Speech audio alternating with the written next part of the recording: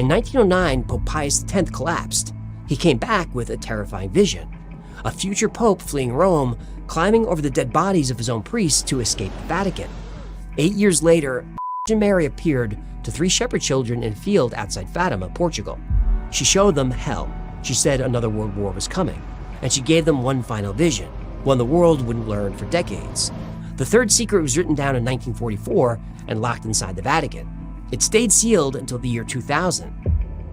The vision starts with an angel holding a flaming sword. The blade caught fire, ready to burn the world.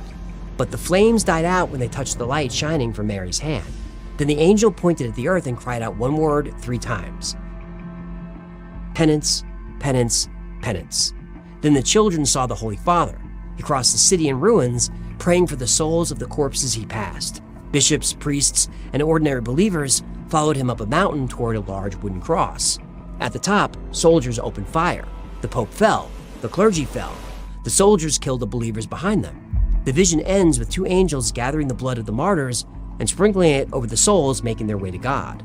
3 different centuries, 3 different visions. All of them saw the same thing. A pope walking through the corpses of his own church while the city falls around him.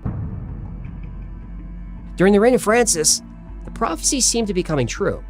In March 2020, the pandemic closed churches around the world. One rainy day, Francis stood alone in St. Peter's Square, prayed to an empty city. No crowd, no choir.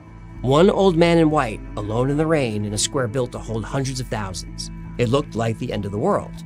He wasn't exactly climbing over corpses, but there were a lot of people dying from COVID. Hold on, did you say dying from or dying with? Let's not do this again. Fine, we can discuss again in 2 weeks, after we flatten the curve.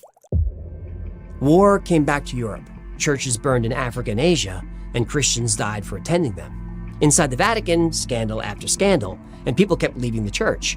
Whatever many tribulations was supposed to mean, Francis was living it.